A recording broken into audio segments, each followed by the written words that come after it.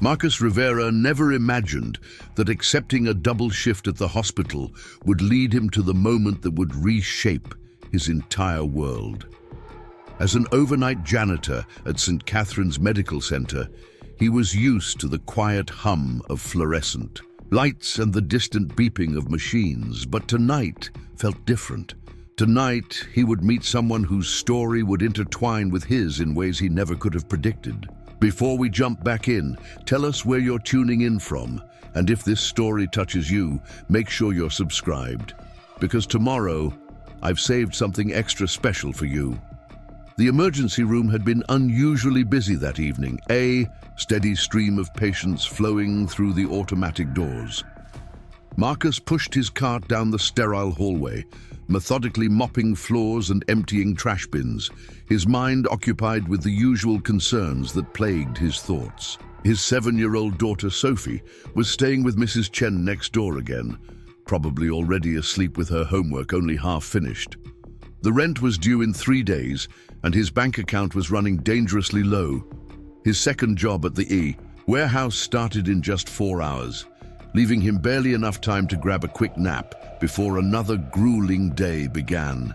Life hadn't always been this difficult. 3 years ago, Marcus had been a certified medical technician with steady hours and decent pay, living in a modest but comfortable apartment with Sophie. Then came the diagnosis that changed everything. His mother's aggressive cancer treatment drained their savings faster than water through a broken dam. Between the medical bills, the missed work to care for her, and ultimately the funeral expenses, Marcus found himself drowning in debt with no way to climb back up. His certification had lapsed during the chaos, and without the money to renew it or time to study for recertification, he'd taken whatever work he could find. The sound of muffled sobs caught his attention as he approached the family waiting area. In the corner, beneath the harsh glow of overhead lights, sat a woman who looked like she was carrying the weight of the world on her shoulders. Her auburn hair was pulled back in a messy ponytail, and her clothes spoke of someone who had dressed hastily in the middle of the night. What struck Marcus most, however, were the 4 children clustered around her like small satellites orbiting. Their son, the oldest, appeared to be around 12, a boy with serious eyes who kept glancing toward the emergency room doors with the kind of worry that seemed too heavy for his young face. Next to him sat twin girls who couldn't have been more than 8, their identical faces streaked with tears as they clung to stuffed animals that had clearly seen better days. The youngest, a little boy who looked to be about Sophie's age, had fallen asleep against the woman's shoulder, despite the chaos around them. Marcus had learned to read people during his years working various jobs, and this scene told a story he recognized all too well. This was a family in crisis, the kind of crisis that left people feeling helpless and alone in the middle of the night in hospital waiting rooms. He'd been there himself, sitting in similar chairs when his mother was fighting her battle, watching the clock tick by while praying for good news that never seemed to come. As he continued his cleaning routine, Marcus couldn't help but overhear fragments of the woman's phone conversation. Her voice was strained, barely above a whisper as she spoke to someone on the other end. "I understand, but there has to be something you can do. The insurance company is saying the procedure isn't covered under the plan, and I don't have $15,000 just sitting around. He's only 10 years old, for crying out loud." The desperation in her voice hit Marcus like a physical blow. He'd heard those same words, felt that same crushing weight of impossible medical bills and insurance companies that seemed more interested in profit margins than human lives. Without thinking, he found himself slowing his pace, staying within earshot while trying to appear busy with his work. "No, I can't just wait until Monday," the woman continued, her voice cracking slightly. "The doctor said if we don't do the surgery within the next 48 hours, there could be permanent damage. Please, there has to be some kind of payment plan or assistance program." The 12-year-old boy looked up at his mother with eyes that held too much understanding for someone his age. "Mom, is Tyler going to be okay?" he asked quietly, careful not to wake his sleeping brother. She reached over and squeezed his hand, forcing a smile that didn't quite reach her eyes. "Of course he is, honey. Mummy's just working out some details with the hospital. Why don't you try to get some rest like Tyler?" But the boy was too smart to be fooled by empty reassurances, and Marcus could see the fear etched in his young features. It was a look he remembered seeing in Sophie's eyes during the worst days with his mother, that terrible awareness that the adults who were supposed to have all the answers were just as scared and lost as everyone else. Marcus finished cleaning the area around them. But instead of moving on to the next section, he found himself approaching the vending machines nearby. It was a thin excuse to linger, but he couldn't bring himself to walk away from this family's obvious distress. As he wiped down the glass fronts of the machines, he continued listening to the woman's increasingly frantic phone calls. "What do you mean there's no financial counselor available until tomorrow?" she was saying, her voice rising slightly before she caught herself and glanced at her children. "This is an emergency. My son needs surgery, and you're telling me I have to wait for business hours to discuss payment options?" One of the twin girls tugged at her mother's sleeve.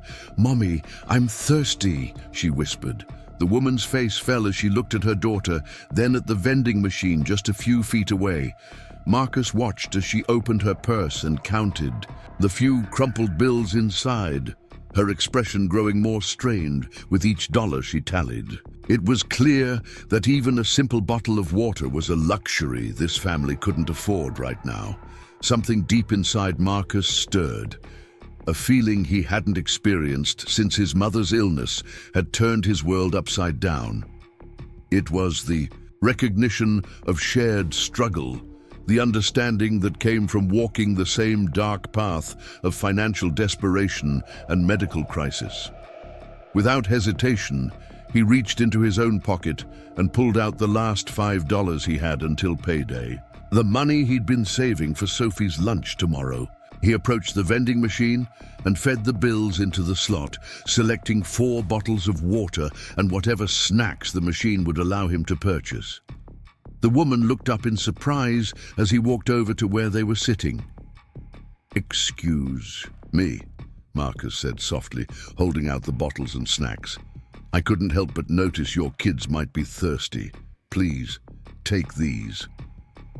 The woman stared at him for a moment, her eyes welling up with fresh tears. "I can't accept this," she said, though her voice lacked conviction. "You don't even know us." Marcus knelt down so he was at eye level with the children, offering them gentle smiles. "Sometimes strangers are just friends we haven't met yet," he said, a phrase his mother had often used when she was still alive. "My name is Marcus. What's yours?" The 12-year-old boy spoke up first. "I'm David," he said quietly. "These are my sisters Emma and Ella, and my little brother Tyler is the one sleeping. Mom is Grace." Grace wiped her eyes with the back of her hand, looking embarrassed by her emotional state. "Grace Morrison," she said, extending a trembling hand. "I'm sorry, I'm not usually such a mess. It's just been a really difficult night." Marcus shook her hand, noting the calluses that spoke of hard work and the wedding ring she still wore despite the obvious absence of a partner. "We all have difficult nights," he said gently. "What matters is that we don't have to face them alone." As the children eagerly accepted the water and snacks, Grace found herself opening up to this kind stranger who had appeared at one of the darkest moments of her life. Preparing and narrating this story took us a lot of time, so if you are enjoying it, subscribe to our channel. It means a lot to us. Now back to the story. "Tyler had appendicitis," she explained, her voice barely above a whisper. "They need to operate, but our insurance is fighting the coverage, and I don't have the money for the deductible. I've been on the phone for hours trying to figure out some kind of payment plan." Marcus felt his heart clench. Appendicitis in a child was serious, potentially life-threatening if not treated promptly.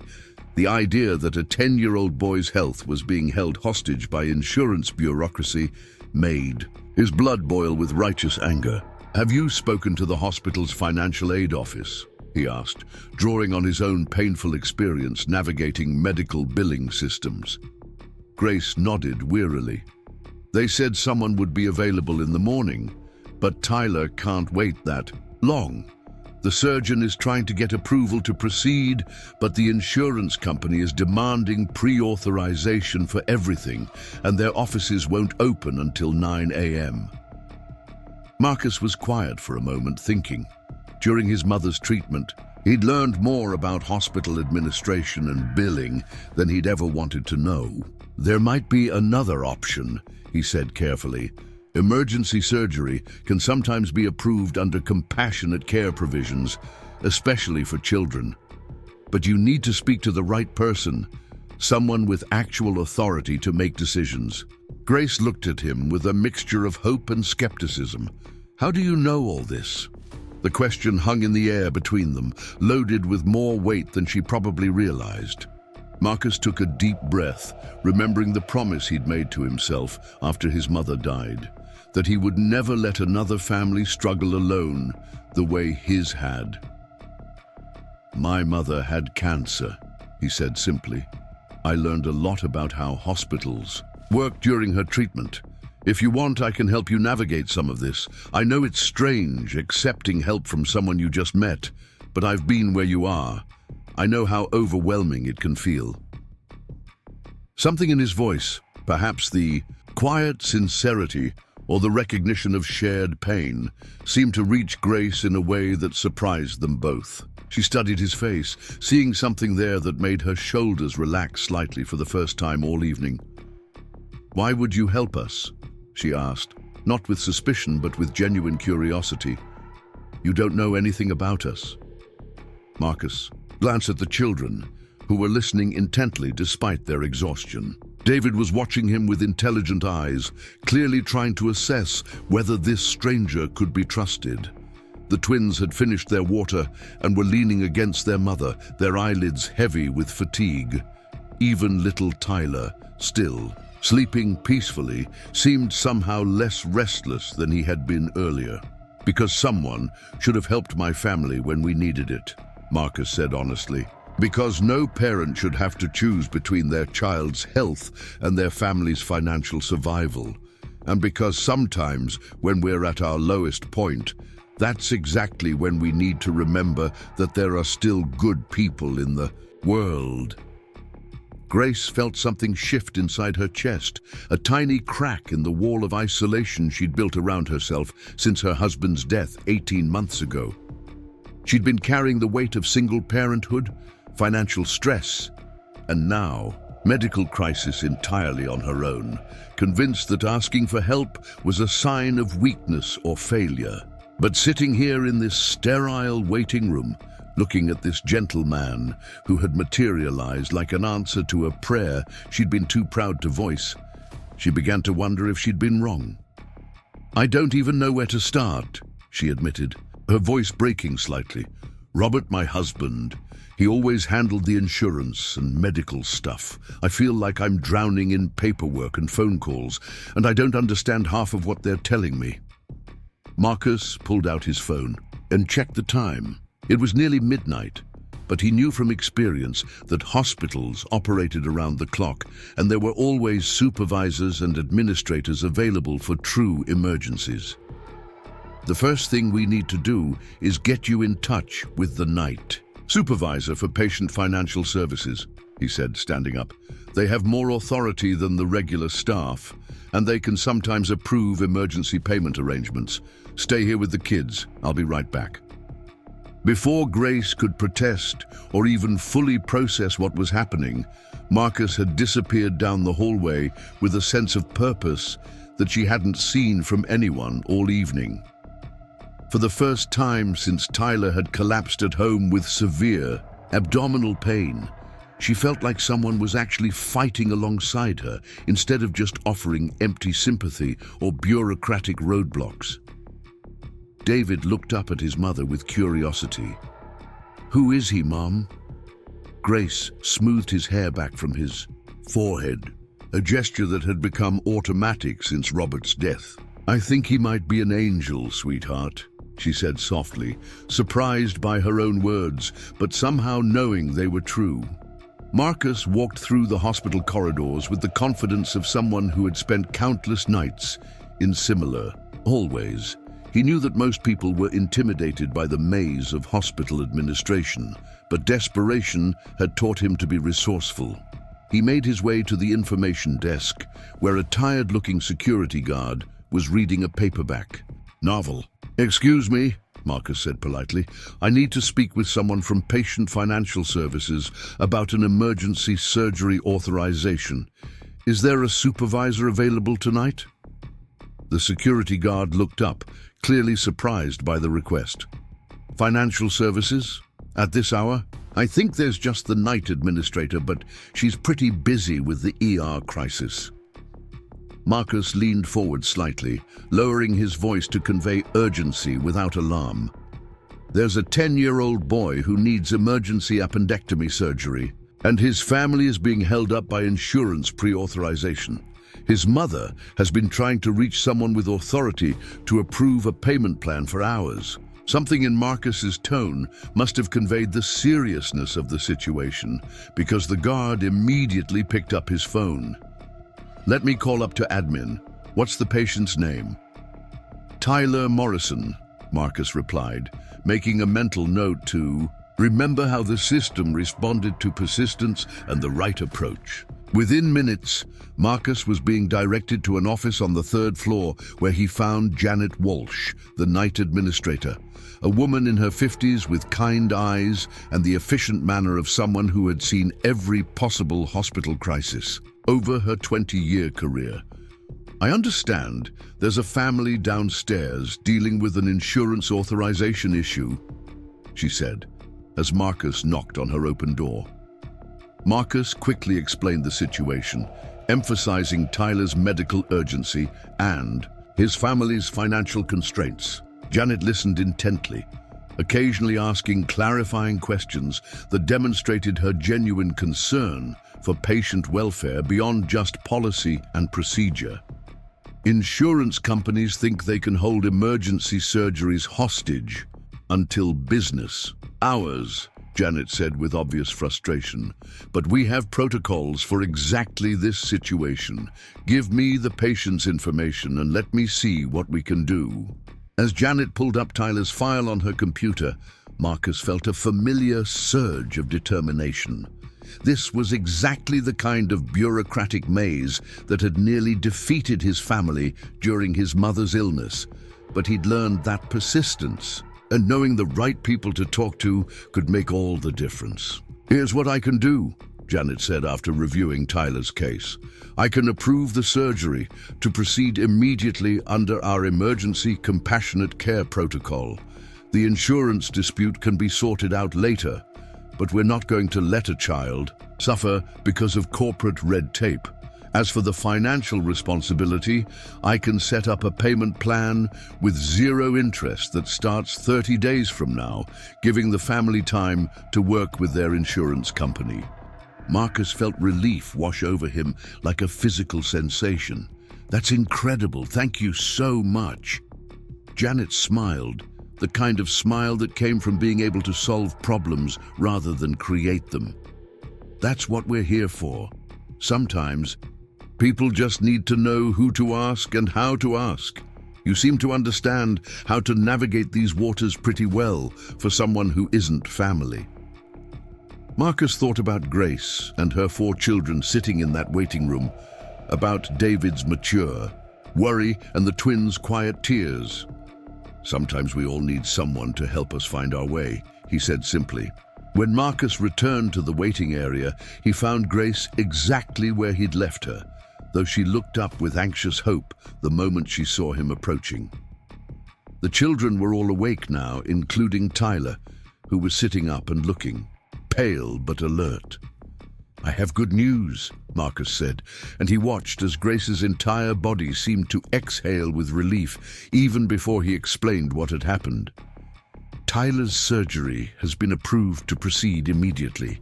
The hospital administrator was able to override the insurance delay, and they've set up a payment plan that doesn't start for 30 days, giving you time to sort everything out with the insurance company." Grace stared at him for a long moment, as if trying to process information that seemed too good to be true. "How is that possible? I've been fighting with them for hours." Marcus sat down beside her, his voice gentle but matter-of-fact. "Sometimes you just need to know who to talk to and how to present the situation.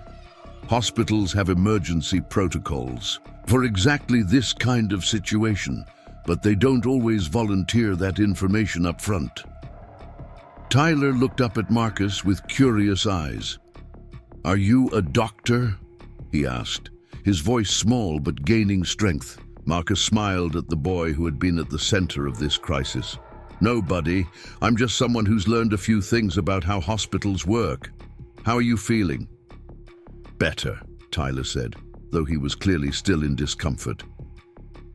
"The medicine they gave me helped with the pain." A nurse appeared at that moment, clipboard in hand, and a professional but warm smile on her face. "Tyler Morrison, we're ready to take you up to surgery now. The anesthesiologist wants to meet with you and your mom first to explain everything." As Grace gathered her courage to follow the nurse, she turned back to Marcus with tears in her eyes. "I don't know how to thank you," she said, her voice thick with emotion. "You saved my son's life tonight." Marcus shook his head. "The doctors are saving his life. I just helped you find the right door to walk through." David stepped forward, extending his hand to Marcus with a solemnity that seemed far beyond his. 12 years. "Thank you for helping our family," he said. "We won't forget this." As the Morrison family followed the nurse toward the elevators, Marcus felt something he hadn't experienced in years. The profound satisfaction that came from being able to make a real difference in someone's life. It wasn't about the money he'd spent on snacks and water, or even the time he'd invested in navigating hospital bureaucracy. It was about recognizing a family in crisis and refusing to walk away. He returned to his cleaning duties, but his mind kept drifting back to Grace Morrison and her 4 children. There was something about their situation that resonated deeply with his own experiences, not just the medical crisis, but the way Grace had been trying to carry an impossible burden. Entirely alone, he recognized that particular brand of exhaustion, the kind that came from being the only adult responsible for holding everything together while the world seemed determined to tear it all apart. As his shift wound down in the early hours of the morning, Marcus found himself thinking about his own daughter, Sophie, safely asleep at Mrs. Chen's apartment. Sophie had never experienced the kind of medical emergency that Tyler was facing, but she'd certainly felt the weight of financial insecurity and the stress of having a parent who worked multiple jobs just to keep them afloat. The parallel wasn't lost on him. Both he and Grace were single parents doing their best to provide for their children in circumstances that often felt overwhelming. When Marcus finally clocked out at 6 a.m., he was surprised to find Grace Morrison sitting in the guest main lobby looking exhausted but relieved. She jumped up when she saw him approaching.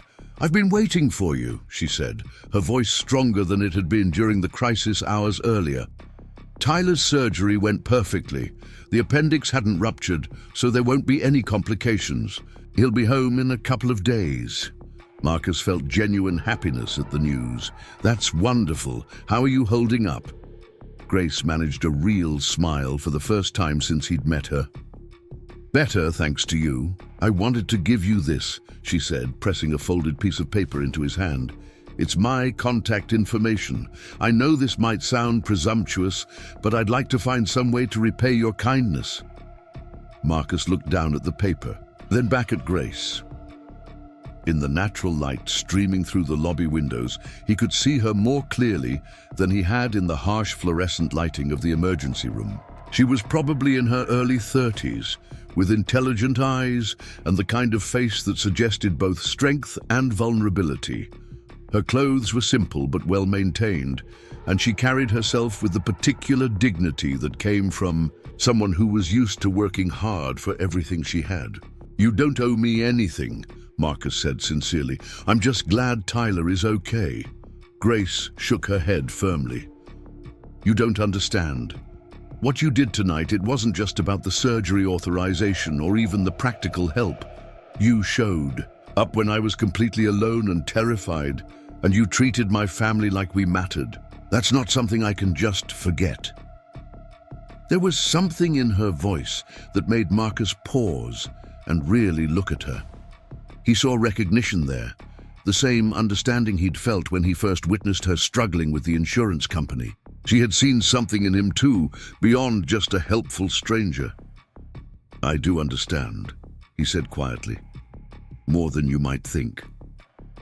Grace tilted her head, studying his face. "You said your mother had cancer. Did she survive?" The question was asked gently, but Marcus felt the familiar tightness in his chest that always accompanied thoughts of his mother's final months. "No," he said simply. "But the experience taught me a lot about what it means to fight for the people you love and what it feels like when you're fighting alone." Something passed between them in that moment, a recognition of shared experience that went deeper than their brief acquaintance should have allowed. Grace had lost her husband to a heart attack at 31, leaving her to raise 4 children on a teacher's salary with minimal life insurance. Marcus had lost his mother to cancer and his financial stability in the process, leaving him to raise Sophie while working whatever jobs he could find. Their circumstances were different, but the underlying struggle was remarkably similar. "Can I ask you something?" Grace said, her voice tentative. "What you did tonight, finding the right person to talk to, knowing how to navigate all those systems, that's not something most people would know how to do. You said you were a janitor, but you clearly understand a lot more about hospital administration than your job would require."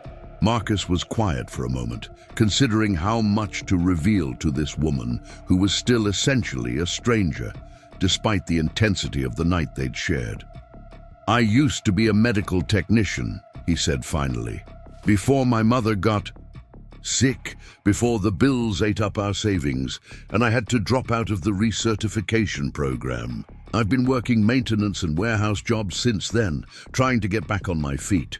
Grace's expression softened with understanding. "So you gave up your career to take care of your mother?" "I didn't have a choice," Marcus said, "but without bitterness. She needed me, and family comes first, always." Grace nodded slowly, recognizing the truth of that statement in her own life. "I've been teaching elementary school for 8 years, but even with a master's degree, the salary barely covers our basic needs. When Robert died, I thought about changing careers, trying to find something that paid better. But the kids needed stability more than they needed more money." They stood there in the lobby as the morning shift change brought fresh energy to the hospital around them. 2 people who had discovered an unexpected connection in the midst of crisis. Marcus glanced at his watch and realized he had less than 2 hours before his warehouse shift started, barely enough time to get home, check on Sophie, and grab some coffee. "I should let you get back to Tyler," he said, though he found himself reluctant to end the conversation. Grace nodded, but she didn't move toward the elevators. "Marcus, I meant what I said about wanting to repay your kindness. I don't have much money, but I'm a good teacher, and I noticed you mentioned recertification programs. If you ever decide you want to pursue getting back into medical technology, I could help you study. I'm good at breaking down complex information and creating study schedules." The offer surprised him with its thoughtfulness and practicality. Most people would have offered vague promises of future favors or insisted on paying for dinner, but Grace had identified something that could actually make a meaningful difference in his life. "That's incredibly generous," Marcus said, genuinely touched. "But I couldn't ask you to take on tutoring on top of everything else you're dealing with." Grace smiled, and Marcus realized it was the first time he'd seen her look truly relaxed since they'd met. "You're not asking, I'm offering. Besides, teaching is what I do, and helping someone get back on their feet professionally would be the kind of repayment that actually means something." Marcus looked down at the piece of paper. In his hand, Grace's contact information written in neat teacher handwriting. The rational part of his mind said he should politely decline, that getting involved with a family he'd met during a crisis was complicated and potentially messy. But another part of him, a part that had been dormant since his mother's death, was drawn to the idea of connection with people who understood struggle and resilience. "Can I think about it?" he asked. "Of course," Grace said. "The offer stands whenever you're ready, whether that's next week or next year." As she finally turned toward the elevators, Grace paused and looked back at him. "Marcus, Tyler asked me to tell you something. He said to tell the nice man that he hopes his little girl knows how lucky she is to have a daddy who helps other kids when they're scared." The words hit Marcus with unexpected force, bringing sudden moisture to his eyes. In all his worry about providing for Sophie financially, he sometimes forgot that she was also learning from his example about how to treat other people, about the importance of showing up when someone needed help. "Tell Tyler that his words mean more to me than he could possibly understand," Marcus said, his voice slightly rough with emotion. As Grace disappeared into the elevator, Marcus stood alone in the lobby holding her contact information and feeling like something fundamental had shifted in his world. He'd walked into the hospital that night as a man focused solely on survival, on getting through each day and each paycheck so he could provide basic security for his daughter. But somewhere between helping a desperate mother navigate insurance, bureaucracy, and receiving an offer of academic support from someone who barely knew him, he'd begun to remember what it felt like to think about possibilities beyond just getting by. The drive home to his small apartment was quiet, but Marcus's mind was anything but still.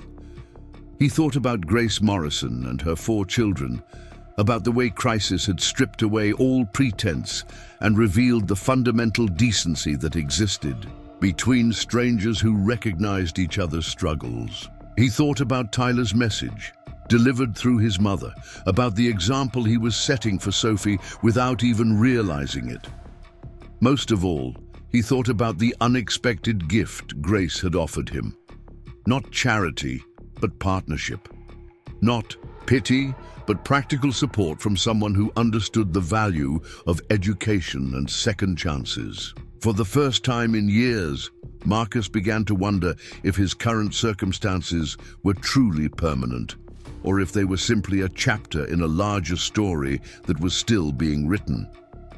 As he quietly opened the door to Mrs. Chen's apartment to collect Sophie for school, Marcus realized that helping the Morrison family had done something he hadn't expected. It had reminded him that he was capable of more than just surviving. And sometimes that reminder was exactly what someone needed to start believing in the possibility of actually thriving again. 3 weeks had passed since that night at St. Catherine's Medical Center, and Marcus Rivera found himself thinking about the Morrison family more often than he cared to admit. The piece of paper with Grace's contact information had been sitting on his kitchen counter, moved from one pile of bills to another, but never quite making it to the trash. Every time he looked at it, he remembered Tyler's surgical recovery message and Grace's offer to help him study for medical technology recertification. Life had returned to its familiar rhythm of double shifts and careful budgeting. Marcus worked his overnight cleaning shift at the hospital, caught a few hours of sleep, then reported to the warehouse for afternoon loading duties. Sophie had settled back into her routine of staying with Mrs. Chen after school, doing homework at the elderly woman's kitchen table, while Marcus worked to keep their small world financially stable. But something had changed in Marcus since that encounter. As he walked through the hospital corridors during his cleaning rounds, he found himself paying closer attention to the families in crisis, the whispered phone conversations about insurance, coverage, the exhausted parents sleeping in waiting room chairs. He'd always noticed these things before, but now they carried a different weight. Instead of just feeling sympathy, he felt compelled to act, though he wasn't sure exactly what that meant. The change became more apparent when Dr. Helena Santos, the head of emergency medicine, approached him during one of his shifts. Dr. Santos was a woman in her 40s with graying hair and the confident bearing of someone who made life and death decisions on a daily basis. Marcus had seen her around the hospital for months, but they'd never spoken directly. "Marcus, isn't it?" she said, stopping him as he cleaned near the nurses' station. "I heard about what you did for the Morrison family a few weeks ago.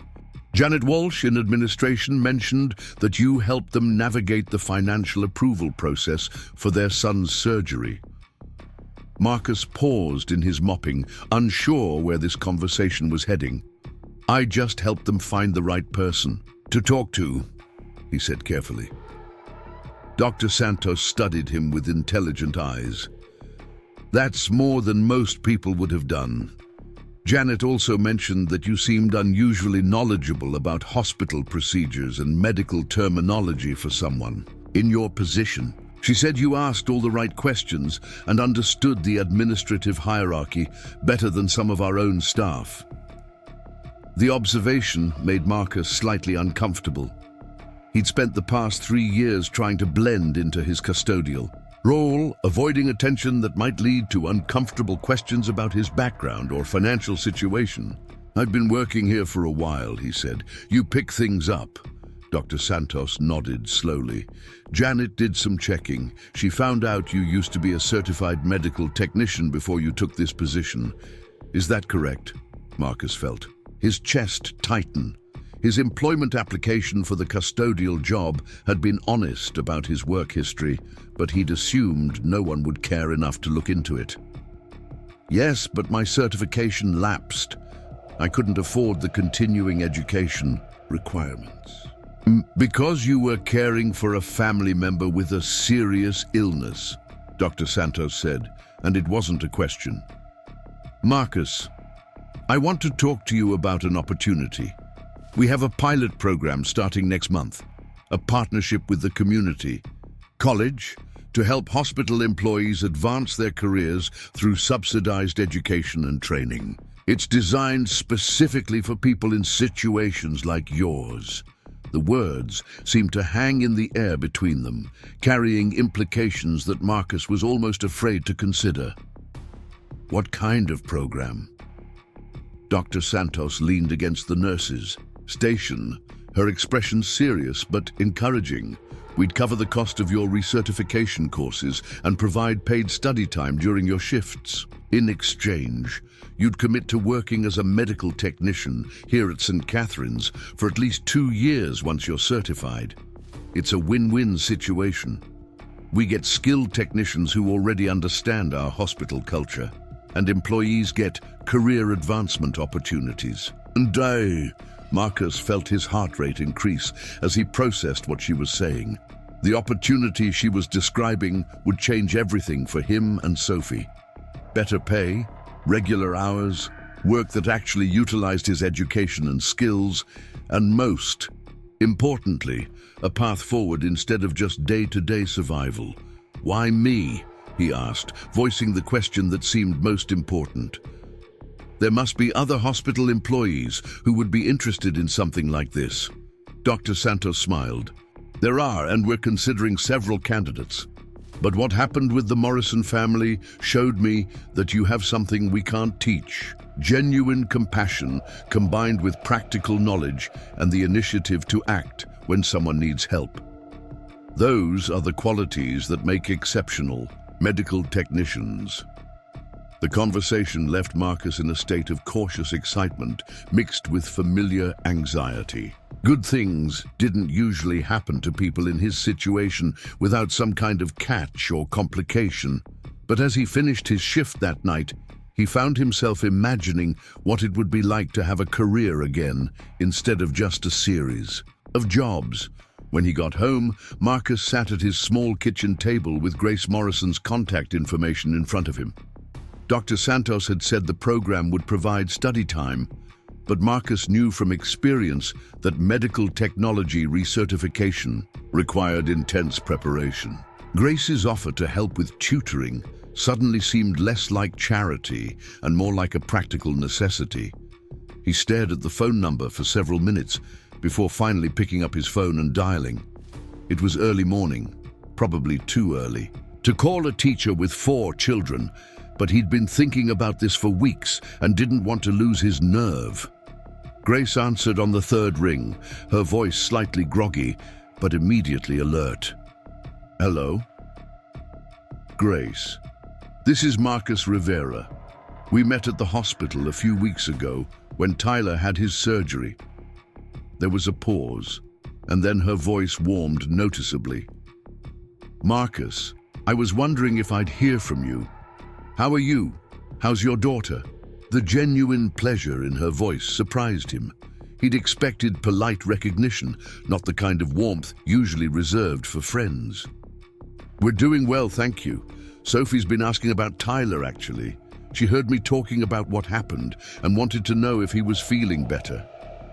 He's completely recovered, Grace said, and Marcus could hear the smile in her voice. He's been back to his normal, energetic self for over a week now.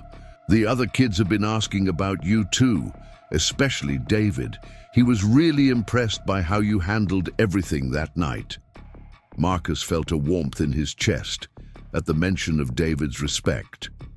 The 12-year-old had shown such maturity, who during the crisis and earning his approval felt more significant than it probably should have. Actually, Marcus continued, I'm calling because of the offer you made about helping with studying.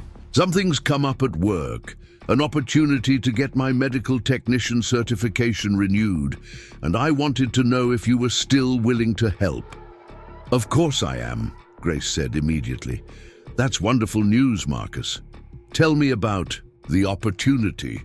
Marcus explained Dr. Santos's pilot program, the subsidized education component and the career advancement potential. As he talked, he realized he was sharing more details with Grace than he'd shared with anyone else, including Mrs. Chen, who had been watching Sophie for him all these months. This could change everything for you and Sophie, Grace said when he finished. Are you going to do it? The question was straightforward, but Marcus heard something deeper in it. Grace understood the weight of major life decisions when you were responsible for a child's welfare. She knew that opportunities that seemed wonderful could also be risky when you were already living on the edge financially. I think I have to, Marcus said. The program pays for the coursework and provides study time during my hospital shift, so there's minimal financial risk. And Dr. Santos seems genuinely committed to helping employees advance their careers. But you're nervous about the studying part, Grace observed. It's been a while since you were in an academic environment. Marcus was surprised by how accurately she'd read his concern. Exactly. I was good at the technical work when I was certified before, but the recertification exam covers a lot of new material, and I'm not sure I remember how to study effectively anymore. Grace was quiet for a moment, and Marcus could hear children's voices in the background, the familiar chaos of a family getting ready for the day. What if we met this weekend to go over some basic study strategies and see what materials you'll be working with? I could bring the kids and introduce them to Sophie properly. Tyler's been wanting to thank you in person for helping us that night. The suggestion was casual, but it represented a significant step for both of them, moving from their crisis-born connection to an actual friendship, introducing their children, spending time together in a normal social context rather than a hospital emergency room. That sounds great, Marcus said, realizing he meant it. Would Saturday afternoon work? We could meet at the park near the community college. Let the kids play while we talk about the study program. Perfect, Grace said. I'll bring some sample curriculum materials from my teaching resources, things that might help you organize your approach to the coursework. After they finalized the details and hung up, Marcus sat in his quiet apartment, feeling something he hadn't experienced in years: anticipation for a social interaction that had nothing to do with work or basic survival. He was looking forward to seeing Grace again, to meeting her other children properly, and to introducing Sophie to a family that might become part of their expanded social circle. The rest of the week passed quickly as Marcus threw himself into researching the recertification requirements and preparing for his meeting with Dr. Santos about the pilot program. He spent his lunch breaks at the hospital's medical library, reacquainting himself with terminology and procedures that had once been second nature. What surprised him most was how much he'd retained despite his years away from medical technology work. The knowledge was still there, buried under layers of financial stress and job survival focus, but fundamentally intact. Reading through medical journals and procedure manuals felt like reconnecting with a part of himself he'd thought was permanently lost. Dr. Santos scheduled their formal meeting for Friday afternoon, between his hospital shift and his warehouse job. She'd reserved a small conference room in the administration wing, and when Marcus arrived, he found her waiting with a folder full of program materials and enrollment paperwork. "I've been looking forward to this conversation all week," she said as they sat down. "I talked to several department heads about you, and everyone had positive things to say about your work ethic and reliability. Those are exactly the qualities we need in this program." Marcus felt a flush of pride at the recognition. He'd always prided himself on being dependable, even when his personal life was chaotic. "Thank you. I've really enjoyed working at St. Catherine's, even in my current position." Dr. Santos opened the folder and spread several documents across the table. "Let me walk you through how this program works. We're partnering with Metro Community College to provide accelerated recertification courses for medical technicians. The coursework is intensive but flexible, designed for working adults with family responsibilities." She pointed to a schedule that showed evening classes 3 nights a week, with additional online components that could be completed during slower periods of hospital shifts. The program was designed to be completed in 6 months, significantly faster than traditional recertification programs. "We're only accepting 5 candidates for this pilot year," Dr. Santos continued. "If it's successful, we'll expand it to include other medical specializations. The hospital covers all tuition and fees. Plus, we adjust your work schedule to accommodate class times and provide paid study periods during your shifts." Marcus studied the paperwork, looking for hidden complications or requirements that might make the program impractical for his situation. What about childcare?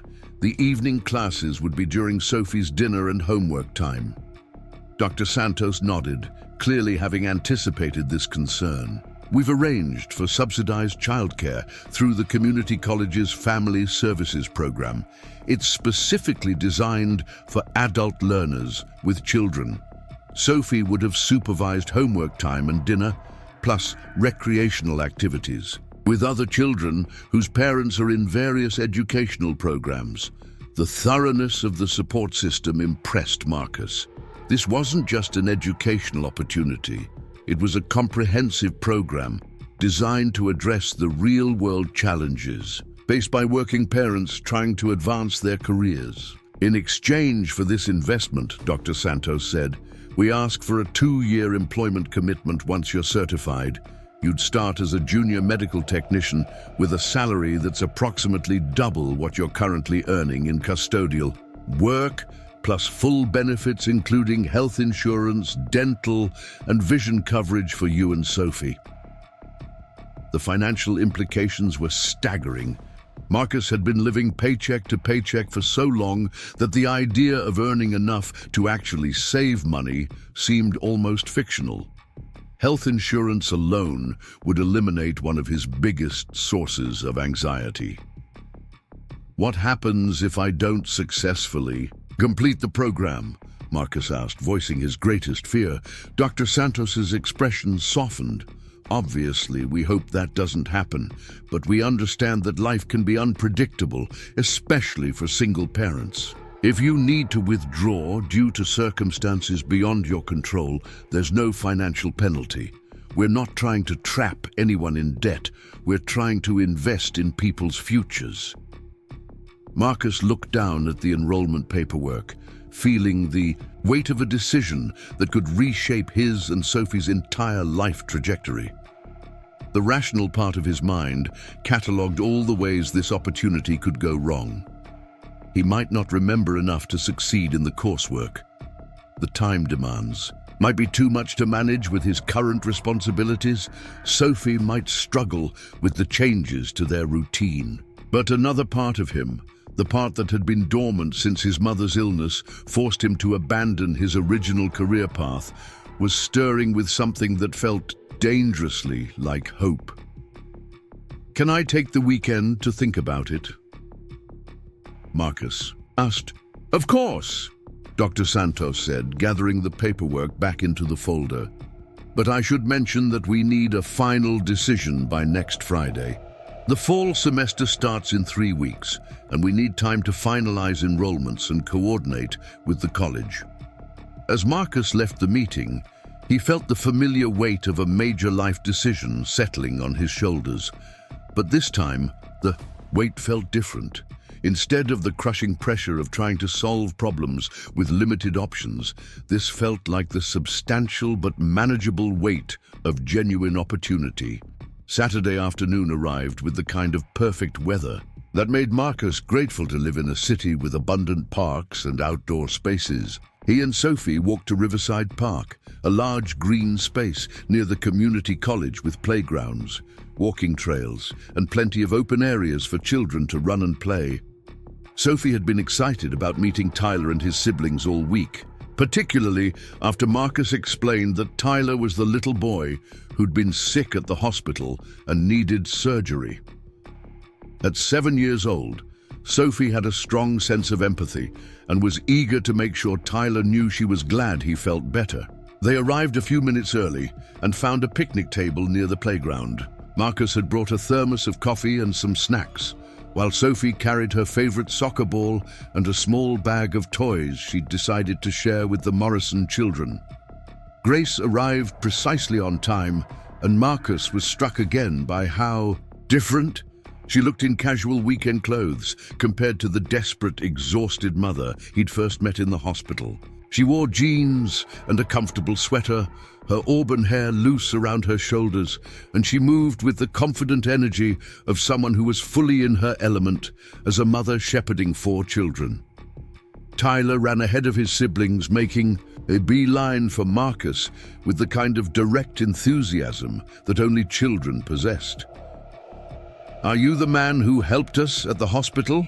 he asked, looking up at Marcus with bright, curious eyes. "I am," Marcus said, kneeling down to Tyler's eye level. "And you must be Tyler. How are you feeling?" "Really good," Tyler said, lifting his shirt to show a small surgical scar.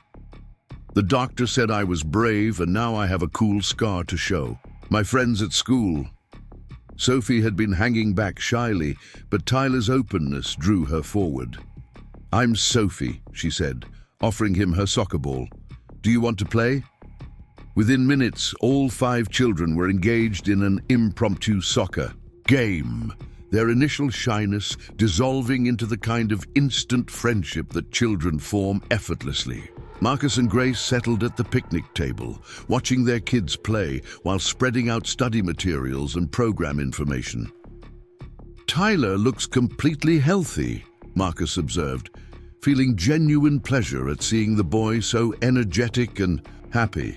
"The surgery was exactly what he needed," Grace said, following his gaze to where Tyler was attempting to steal the ball from Emma. one of his twin sisters.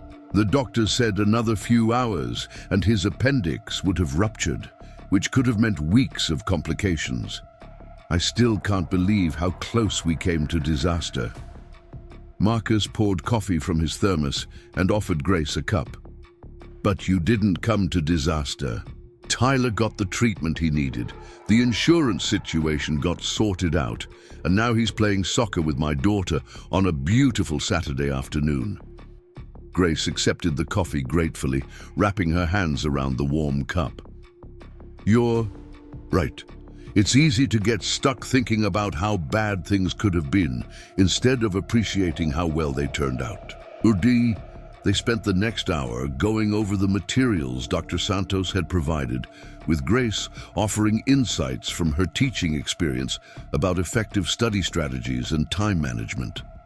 She'd brought several educational planning resources, including templates for creating study schedules and techniques for retaining complex technical information.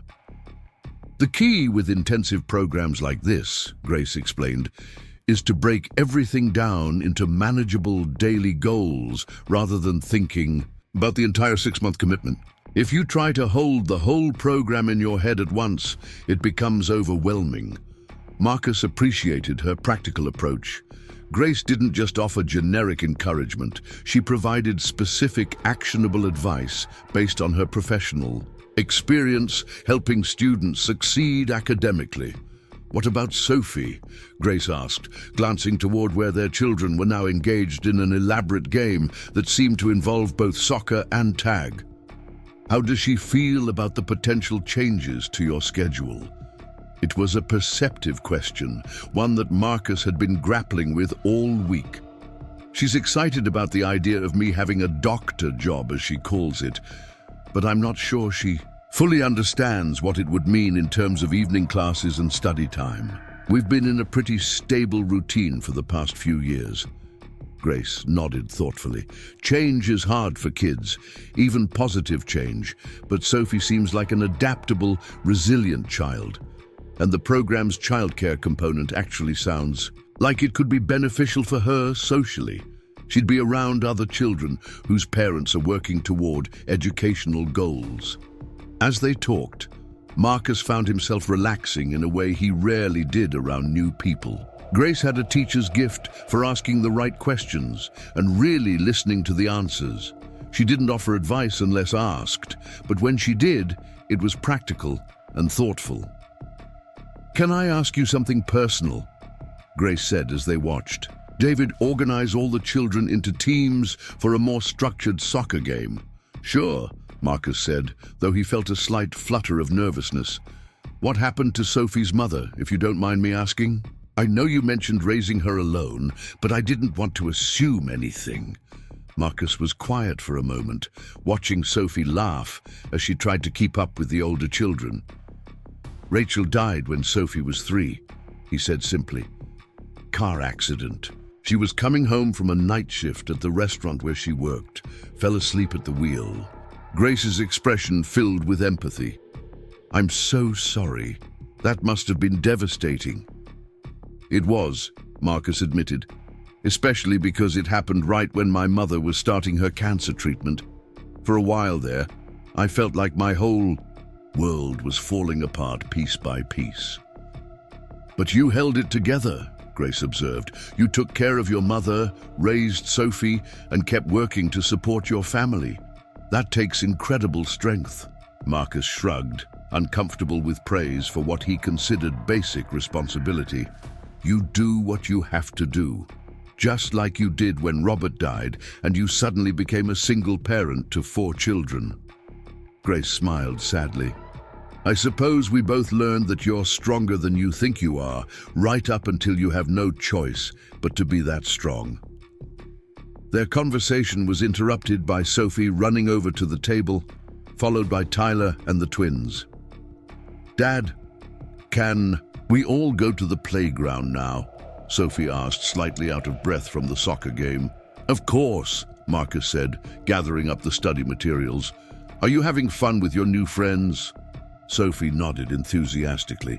Tyler taught me a new game, and Emma and Ella said they could teach me how to braid friendship bracelets next time we see each other.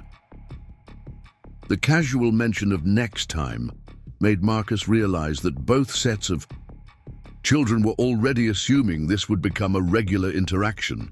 He glanced at Grace, who seemed to have noticed the same thing. Speaking of next time, Grace said as they walked toward the playground, would you and Sophie like to come to dinner next Sunday? Nothing fancy, just a family meal with people who appreciate what you did for us. The invitation was casual, but Marcus sensed it represented something more significant, a genuine friendship developing between their families, built on mutual respect and shared experience rather than obligation or charity. We'd love to, Marcus said, surprised by how much he meant it. What can we bring? Grace laughed. Just yourselves, and maybe Sophie's appetite, because I always cook too much when I'm trying to feed 6 people. Wade. As they spent the rest of the afternoon at the playground, Marcus found himself observing the easy way Grace interacted with all the children, including Sophie. She had the natural authority of an experienced teacher and mother, but she wielded it with warmth and humor rather than rigid control.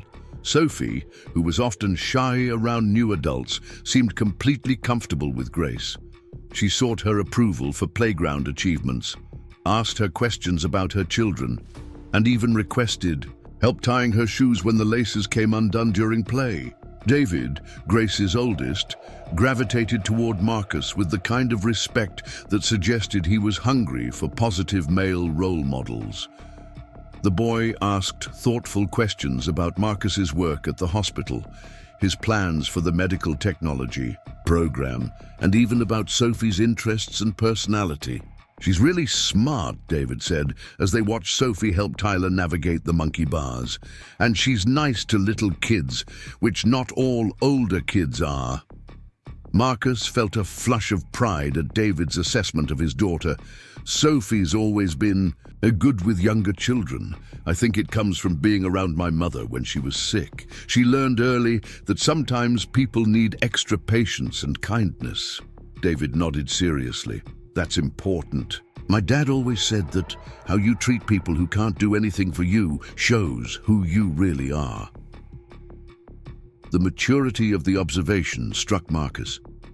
David was clearly processing his father's death by trying to embody the values Robert had taught him. It was both heartbreaking and inspiring to witness. As the afternoon wound down and they prepared to leave the park, Marcus realized this had been one of the most genuinely enjoyable social experiences he'd had since Rachel's death. Not because he'd forgotten his responsibilities or his ongoing challenges, but because he'd remembered what it felt like to connect with people who understood both struggle and joy. Thank you for today, he said to Grace as they gathered their belongings. This was exactly what I needed to help me think through the program decision. Grace smiled, herding her children toward their car. I had a wonderful time too. And Marcus, I think you should do the program. You're exactly the kind of person it was designed to help, and more importantly, you're exactly the kind of person who will make the most of the opportunity. As Marcus and Sophie walked home, Sophie chattered excitedly about her new friends and the plans they'd made for future playdates. But Marcus found his thoughts focused on Grace's final words of encouragement. Coming from someone with her educational background and experience working with adult learners, her confidence in his ability to succeed carried significant weight. That evening, after Sophie was asleep, Marcus sat at his kitchen table with Dr. Santos's program materials spread in front of him. But instead of anxiety about the decision, he felt something that had been absent from his life for too long. Excitement about the future. For the first time in years, Marcus Rivera was ready to stop just surviving and start building something better for himself and his daughter. The question was no longer whether he could succeed in the program, but how quickly he could get started. Monday morning arrived with Marcus feeling more energetic and purposeful than he had in months. He'd spent Sunday evening carefully reviewing all the program materials and creating a preliminary study schedule using techniques Grace had shared. The decision crystallized overnight. He was going to enroll in Dr. Santos's pilot program and reclaim his career in medical technology. The first step was talking to Sophie about the changes this would mean for their routine. Marcus had learned during his mother's illness that children handled transitions better when they understood what was happening and felt included in the decision-making process. He found Sophie at Mrs. Chen's kitchen table that afternoon, working on math homework with the focused concentration she brought to all her academic tasks. At 7, she was already showing signs of being a dedicated student, something that filled Marcus with pride and hope for her future educational opportunities. "Hey kiddo, can we talk about something important?" Marcus said, sitting down across from her. Sophie looked up from her worksheet, immediately giving him her full attention. "Are we in trouble?" she asked, a question that revealed how much uncertainty had shaped her young life. "No, we're not in trouble," Marcus assured her quickly. "Actually, I want to talk to you about something good that might happen. Remember how I used to work with doctors and medical equipment before Grandma got sick?" Sophie nodded. She had vague memories of visiting Marcus at his previous job, seeing him in scrubs, working with complicated machines and computers. "Well, there's a chance for me to learn how to do that kind of work again," Marcus continued.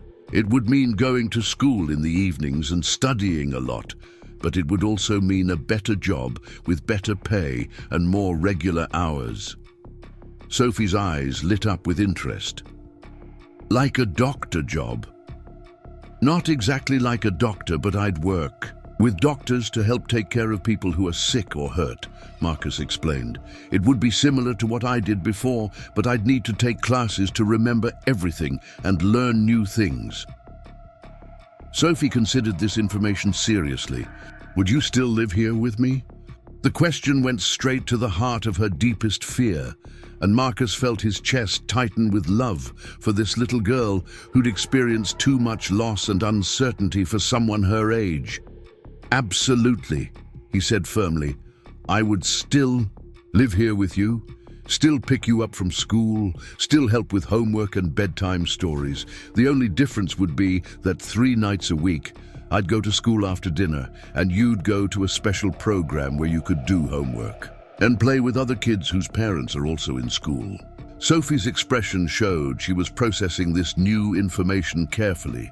Would it be like after-school care, but at night? "Exactly like that," Marcus said, impressed by how quickly she'd grasped the concept.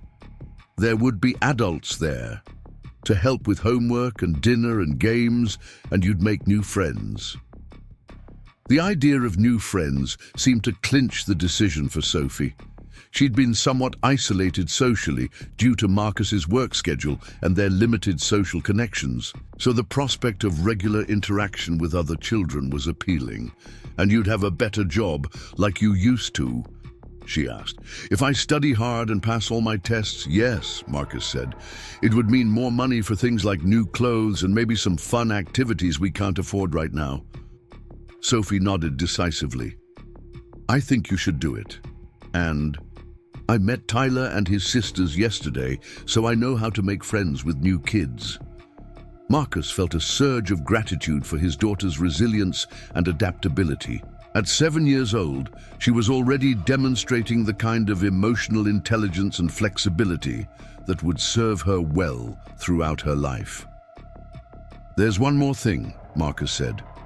"Mrs. Morrison, Tyler's mom, is going to help me study. Because she's a teacher and she's really good at helping people learn difficult things. That means we'll probably spend time with their family pretty regularly." Sophie's face brightened considerably. "Really, I liked her.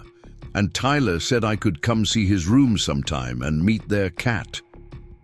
The enthusiasm in her voice confirmed what Marcus had suspected.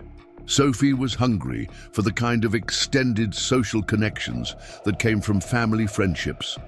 Their isolated lifestyle had served them during the crisis years, but now it was time to build a broader support network.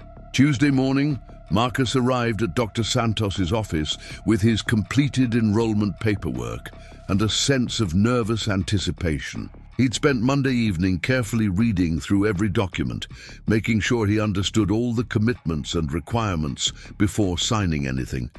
Dr. Santos reviewed his paperwork with obvious satisfaction. "I'm thrilled that you've decided to join the program, Marcus. I think you're going to be one of our success stories." "I hope so," Marcus said. "I've been out of academic environments for a while, so I'm a little nervous about keeping up with the coursework." Dr. Santos leaned back in her chair, studying him with the confident expression of someone who'd successfully identified talent and potential. "Let me tell you something about adult learners that you might not realize. You have significant advantages over traditional college students. You have life experience, strong motivation, and clear goals. You understand the value of education because you've experienced life without it." Her words were reassuring, but Marcus still felt the weight of responsibility that came with accepting such a comprehensive opportunity. "What if I struggle with the technical material? It's been over 3 years since I worked in medical technology." "That's exactly why we built review components into the early part of the program," Dr. Santos explained. "The first month focuses on refreshing foundational knowledge before moving into advanced topics. And remember, you'll have paid study time during your hospital shifts, plus access to our medical library and computer labs." She handed him a schedule that showed his modified work hours for the duration of the program. Instead of his current overnight cleaning shift, he'd work shortened day shifts that ended early enough for him to attend evening classes. The pay reduction would be offset by a small stipend from the educational program, ensuring his income remained stable during the transition. "Your first class is next Monday evening," Dr. Santos said. "Medical Technology Fundamentals, taught by Professor Martinez at the community college. She's excellent at working with adult learners who are returning to the field." As Marcus left Dr. Santos's office with his new schedule and class information, he felt the mixture of excitement and anxiety that accompanied major life changes. But underneath those emotions was something more solid: determination. He'd made this decision not just for himself, but for Sophie, and he was going to do whatever it took to succeed. Wednesday evening, Marcus called Grace to thank her for her help with the study planning and to let her know he'd officially enrolled in the program. "That's wonderful news," Grace said, and he could hear genuine excitement in her voice. "How are you feeling about it?" "Nervous, excited, grateful, and terrified. Pretty much all at the same time," Marcus admitted. "It's been a long time since I made a decision this big." Grace laughed softly. "That sounds exactly right for a major life change." What did Sophie think about the whole thing? Marcus found himself smiling as he recounted his conversation with Sophie, including her enthusiasm about making new friends through the childcare program and her matter-of-fact acceptance of the schedule changes. "She's remarkable," Grace said when he finished. 7 years old and already showing that kind of emotional maturity and adaptability. You've done an incredible job raising her." The compliment meant more to Marcus than Grace probably realized. Single parents often doubted their abilities, wondering if their children were missing crucial elements of development due to their circumstances. Hearing positive feedback from someone with Grace's educational background and parenting experience was deeply reassuring. "Thank you," Marcus said. "That means a lot, especially coming from someone who's clearly an exceptional parent herself. Speaking of which, are we still on for dinner Sunday? Sophie's been talking about it all week." "Absolutely," Grace said. "The kids are planning some kind of elaborate game involving all their stuffed animals, and Tyler's already announced that he's going to show Sophie his collection of rocks from our various camping trips." The domestic normalcy of children planning activities and sharing collections filled Marcus with warmth. These were the kinds of simple, positive experiences he wanted Sophie to have. Regular social interactions with other families, relationships that extended beyond their immediate household, memories of childhood that included friendship and community. "Is there anything I can bring besides Sophie's appetite?" Marcus asked. "Just bring yourselves," Grace said. "Though if you wanted to contribute something, you could pick up some of those dinner rolls from the bakery on 5th Street. The kids love them, and it would save me from attempting to make bread from scratch." The specificity of the request made it clear that Grace was treating him as a friend rather than a guest, someone who could contribute to the meal planning rather than just show up to be fed. It was a small distinction, but an important one for Marcus's sense of dignity and reciprocity. Thursday and Friday passed quickly as Marcus adjusted to his modified work schedule and prepared mentally for the start of classes. The hospital had been supportive of his participation in the pilot program, with several colleagues expressing interest in applying for future opportunities.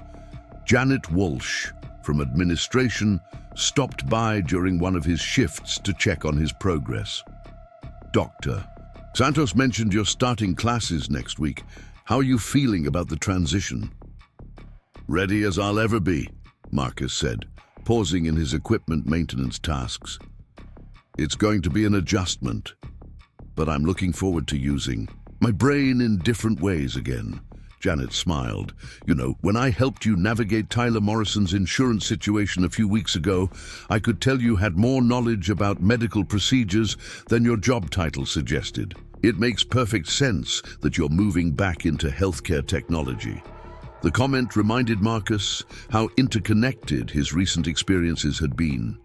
Meeting the Morrison family had led to reconnecting with his sense of purpose, which had made him more visible to Dr. Santos, which had led to the opportunity to reclaim his career path. Sometimes life's turning points were more connected than they initially appeared. Sunday arrived with the kind of crisp autumn weather that made Marcus grateful for cozy indoor gatherings. He and Sophie walked to the Morrison house, Sophie carrying a small bouquet of flowers she'd insisted on picking from the community garden near their apartment building. The Morrison house was a modest 2-story home in an established neighborhood, with a front yard full of children's bikes and sports equipment. It looked exactly like the kind of place where 4 active children would thrive. Safe, welcoming, and clearly lived in rather than pristinely maintained. Grace answered the door, wearing an apron covered in flour, her hair pulled back in a ponytail, looking like the embodiment of domestic warmth. "Perfect timing," she said, ushering them inside. "I just put the roast in the oven, and the kids are in the living room trying to teach Tyler how to play chess." The house smelled like home cooking and sounded like family chaos in the best possible way. Marcus could hear children's laughter, the television playing quietly in the background, and the general hum of a household where people genuinely enjoyed each other's company. Sophie immediately gravitated toward the living room, where Tyler was indeed struggling with chess basics, while his older siblings offered conflicting advice.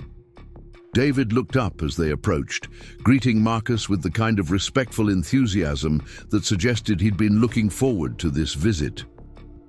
The first month of Marcus's medical technology program passed in a blur of intensive studying, evening classes, and adjusting to new routines. Sophie had adapted beautifully to the childcare program, coming home each night with stories about her new friends and proudly showing off completed homework assignments.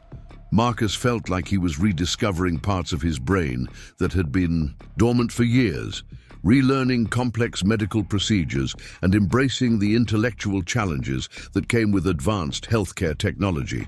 But success, Marcus was learning, sometimes attracted unwanted attention. It started with small things that he initially dismissed as coincidence. Comments from a few co-workers about how he seemed to think he was too good for custodial work now that he was taking classes. Subtle changes in the way some hospital staff interacted with him, as if his participation in the advancement program somehow threatened their own positions. Marcus had expected some adjustment period, but he hadn't anticipated the undercurrent of resentment that seemed to be building among certain colleagues. The situation became more obvious during his third week of classes when Derek Manning, the head of hospital facilities management, called Marcus into his office for what was described as a routine check-in about his modified work schedule. Derek was a man in his late 40s who had worked his way up through the hospital's maintenance hierarchy over nearly 2 decades. He had the bearing of someone who took pride in his authority and wasn't comfortable with changes that might disrupt the established order. Marcus had always had a professional but distant relationship with Derek, completing his assigned tasks efficiently and avoiding any conflicts. "Sit down, Rivera," Derek said without looking up from a stack of paperwork on his desk. "We need to talk about your performance and this education program you've gotten yourself involved in." Marcus settled into the chair across from Derek's desk, immediately sensing that this conversation wasn't going to be as routine as advertised. "Is there a problem with my work quality?" Derek finally looked up, his expression neutral but somehow conveying disapproval. "Your work quality has always been adequate. That's not what concerns me. What concerns me is the message you're sending to other employees about dissatisfaction with their current positions." The accusation caught Marcus off guard. "I'm not sure what you mean.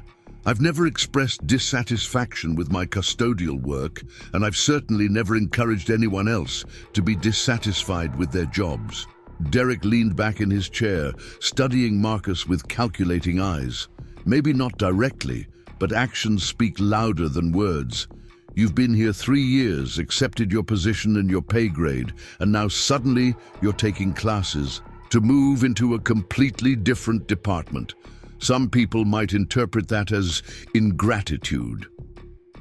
Marcus felt a familiar tightness in his chest that he recognized as the beginning of anger, but he forced himself to remain calm. Dr. Santos approached me about this program, not the other way around.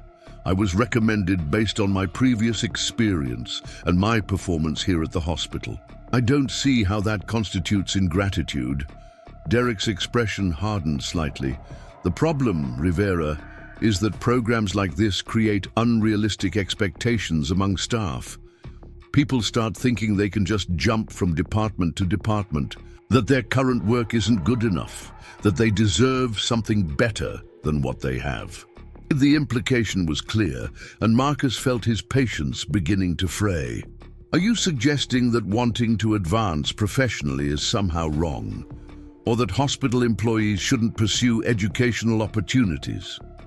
"I'm suggesting," Derek said, his voice taking on a sharper edge, "that you need to remember where you came from and show appropriate appreciation for the opportunities you've already been given. Not everyone gets to work at a prestigious hospital like St. Catherine's, even in a custodial capacity." Marcus stared at Derek for a long moment, recognizing the conversation for what it really was, an attempt to undermine his confidence and make him question his decision to pursue career advancement. It was the kind of toxic management approach that kept people trapped in positions below their potential, using guilt and fear to maintain control. "Mr. Manning," Marcus said carefully, "I appreciate everything St. Catherine's has done for me, including supporting my participation in this advancement program, but I'm not going to apologize for trying to build a better future for my daughter and myself." Derek's jaw tightened. "Just remember that your current employment depends on satisfactory performance in your assigned duties. Getting distracted by educational pursuits that interfere with your work obligations could have consequences." The threat was thinly veiled, but unmistakable. Marcus stood up, recognizing that the conversation had reached its natural conclusion. "I understand perfectly. Is there anything else you needed to discuss about my actual work performance?" Derek waved his hand dismissively. "That's all for now, but I'll be keeping a close eye on your attendance and task completion. Any issues, and we'll need to have another conversation." As Marcus left Derek's office, he felt a familiar mixture of anger and determination that reminded him of his early days struggling to support his mother during her illness. There had always been people who seemed to take satisfaction in trying to keep others down, who viewed someone else's advancement as a personal threat to their own position. But what bothered Marcus most wasn't Derek's obvious attempt at intimidation. It was the realization that his success in the medical technology program might be creating problems not just for himself, but potentially for other hospital employees who might be interested in similar opportunities. If Derek was willing to create difficulties for Marcus, he might also try to undermine the entire advancement program. That evening, Marcus found himself distracted during his medical technology class. Professor Martinez's lecture on diagnostic equipment maintenance filtering through his consciousness while his mind wrestled with the implications of Derek's threats. He'd worked too hard to get to this point to let petty office politics derail his progress. But he also couldn't ignore the reality that Derek had significant influence over his current employment situation. After class, Marcus lingered to talk with Professor Martinez, a woman in her 50s who had spent decades working in hospital laboratories before transitioning to teaching. She had the kind of practical wisdom that came from extensive real-world experience, and Marcus had found her insights particularly valuable. "You seem distracted tonight, Marcus," she observed as she packed up her teaching materials. "Everything all right with the coursework?" Marcus hesitated, unsure how much to share about his workplace situation. "The academic work is fine. I'm dealing with some politics at the hospital, people who aren't entirely supportive of the advancement program." Professor Martinez nodded knowingly. "Unfortunately, that's not uncommon. Healthcare institutions can be surprisingly resistant to change, even positive change. Some people view professional development programs as threats to the existing hierarchy." "Have you seen situations like this before?" Marcus asked. "More often than I'd like," Professor Martinez said. "The key is to document everything, maintain exemplary performance in your current position, and don't let anyone make you feel guilty for pursuing legitimate educational opportunities. You have every right to advance your career." Her words were reassuring, but Marcus knew the situation was more complicated than simple encouragement could address. Derek Manning had real power over his employment, and Marcus couldn't afford to lose his income while he was still several months away from completing the certification program. The following week brought a new challenge that Marcus hadn't anticipated.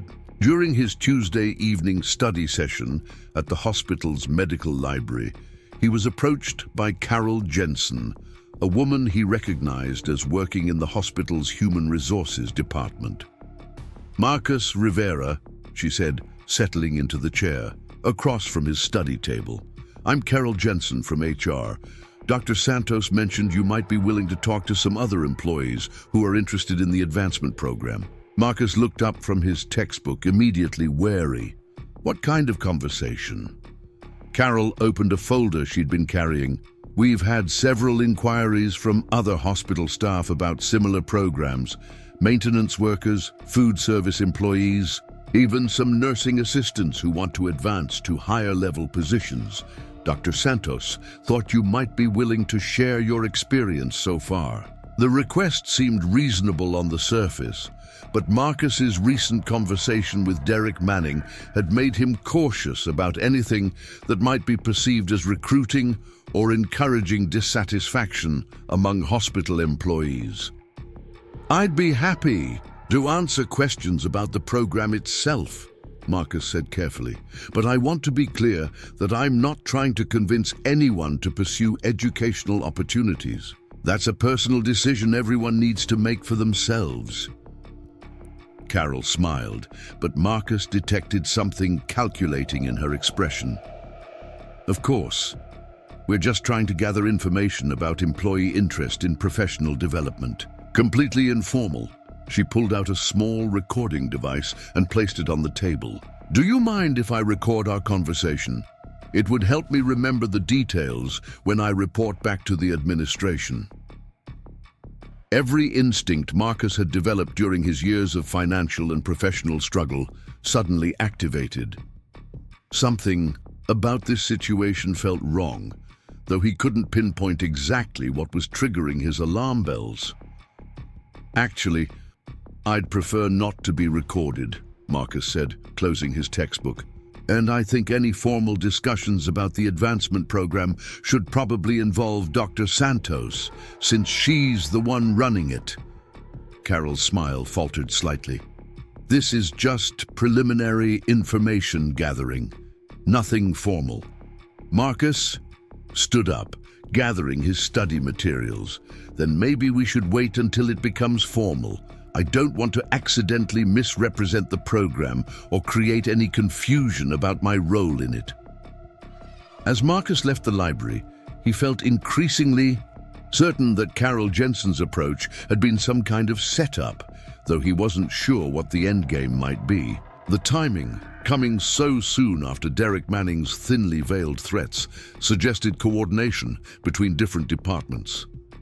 That night, Marcus called Grace to talk through what had been happening at the hospital. He'd come to value her perspective on complicated situations, and as a teacher, she had experience navigating institutional politics. "It sounds like someone is trying to build a case against you or the program," Grace said, after Marcus described both conversations. "The recording device was definitely a red flag.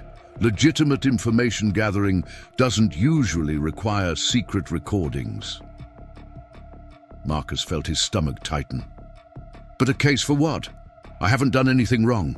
My work performance has been excellent, and I'm succeeding in the program." "That might be exactly the problem," Grace said thoughtfully. "If you're succeeding too visibly, you're proving that the advancement program works, which might threaten people who benefit from the current system."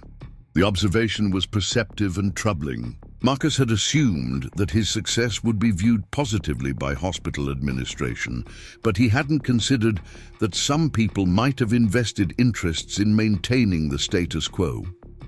"What would you do if you were in my situation?" Marcus asked. Grace was quiet for a moment.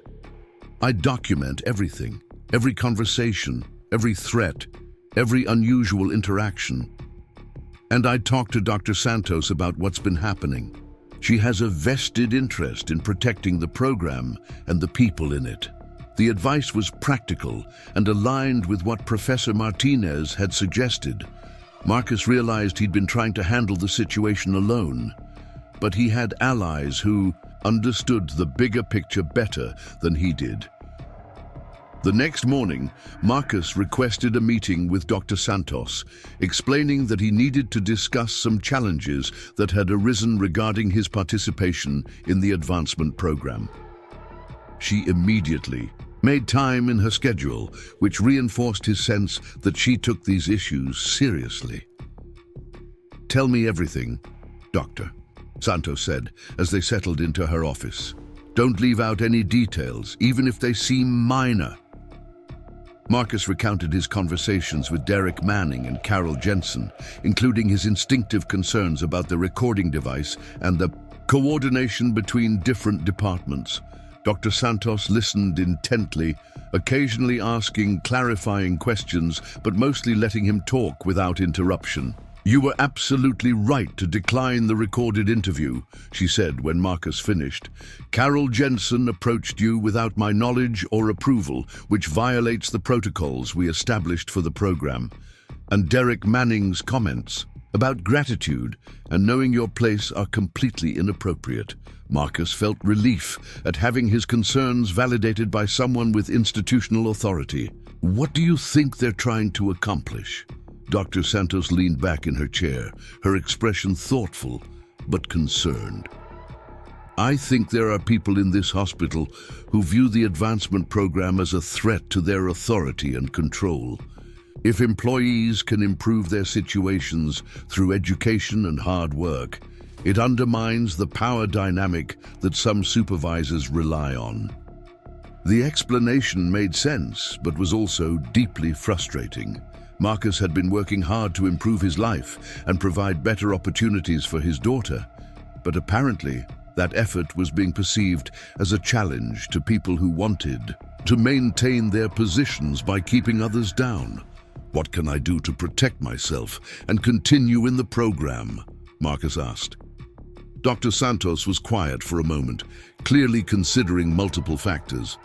First, I'm going to have a conversation with Derek Manning about appropriate management practices and the hospital's support for employee development. Second, I'm implementing new protocols for the advancement program that will make it clear that any interference with participants will be treated as a serious disciplinary matter. She pulled out a legal pad and began making notes. Third, I want you to start documenting everything.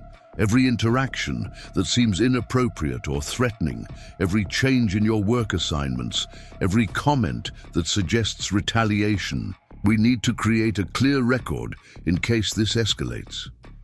Marcus felt both gratitude for Dr. Santos's support and anxiety about the possibility of escalation. Do you think this could jeopardize my ability to complete the program? Not if I have anything to say about it, Dr. Santos said firmly. You're exactly the kind of person this program was designed to help, and you're succeeding beyond our best expectations. I'm not going to let petty politics undermine that success. Her confidence was reassuring, but Marcus knew that institutional politics could be more complicated than individual support, even from someone with Dr. Santos's authority. He left the meeting feeling better about having allies, but still concerned about what Derek Manning and others might try next. The answer came sooner than Marcus expected. 2 days later, he arrived at work to find his schedule completely changed, without prior notice. Instead of his modified day shift that allowed him to attend evening classes, he'd been assigned to weekend overnight shifts that would make it impossible to maintain his academic commitments. Marcus stared at the schedule change notice, feeling a familiar surge of anger and frustration. This was exactly the kind of retaliation he'd been worried about. Time to cause maximum disruption to his educational progress. He immediately went to Derek Manning's office, knocking firmly on the door. Derek looked up with an expression that suggested he'd been expecting this visit. "Problem with your new schedule, Rivera?" Derek asked, not bothering to mask his satisfaction. "This schedule makes it impossible for me to attend my required classes," Marcus said, working to keep his voice level. Was this change discussed with Dr. Santos or anyone involved in the advancement program? Derek shrugged. Staffing needs change. We had some people call in sick and weekend coverage became a priority. You're still employed, still getting paid. I don't see the problem. The casual dismissal was clearly intended to provoke an angry response, but Marcus had learned enough about workplace politics to recognize the trap. Losing his temper or making threats would only give Derek justification for more severe retaliation. "I understand that staffing needs change," Marcus said carefully. "But I also understand that employees in educational programs are supposed to have schedule protection. I'll need to discuss this with Dr. Santos." Derek's expression hardened. "You can discuss it with whoever you want, but the schedule stands. Unless you're not interested in your current employment anymore." The threat was more direct this time, but Marcus refused to be intimidated. "I'm very interested in my current employment, and I'm also committed to completing my educational program. I'm confident we can find a solution that meets everyone's needs." As Marcus left Derek's office, he felt the weight of a battle that was escalating beyond simple workplace disagreements. This was becoming a test of whether the hospital's stated commitment to employee advancement was real or just public relations rhetoric. But Marcus had faced worse challenges than Derek Manning's petty power plays. He'd survived his wife's death, his mother's illness, and years of financial struggle while raising a daughter alone. He wasn't going to let fear or intimidation derail the opportunity to build a better future for Sophie and himself. Within an hour of discovering the schedule change, Marcus was back in Dr. Santos's office, presenting her with the documentation of what appeared to be direct retaliation for his participation in the advancement program. Dr. Santos reviewed the schedule change notice with obvious anger. "This is exactly the kind of interference I was worried about. Derek knows perfectly well that participants in the program have schedule protection." She picked up her phone and dialed an extension. "Derek, this is Dr. Santos. I need to see you in my office immediately regarding Marcus Rivera's schedule change." The conversation that followed was brief and tense, with Dr. Santos making it clear that the schedule change was unacceptable and needed to be reversed immediately. Marcus could hear Derek's protests through the phone, but Dr. Santos's authority was ultimately decisive. "Your original schedule will be restored effective immediately, Dr. Santos told Marcus after hanging up, "and I'm implementing additional oversight measures to prevent future retaliation." Marcus felt relief, but he also recognized that winning this particular battle might have escalated the larger conflict. Derek Manning struck him as the kind of person who didn't handle being overruled gracefully, especially in front of someone he viewed as beneath his authority. "Thank you for standing up for the program and for me personally," Marcus said, "but I have a feeling this isn't over." Dr. Santos nodded grimly. "You're probably right, which is why I'm going to be very proactive about protecting both you and the integrity of the advancement program. Derek needs to understand that employee development is a hospital priority, not an optional courtesy he can undermine at will."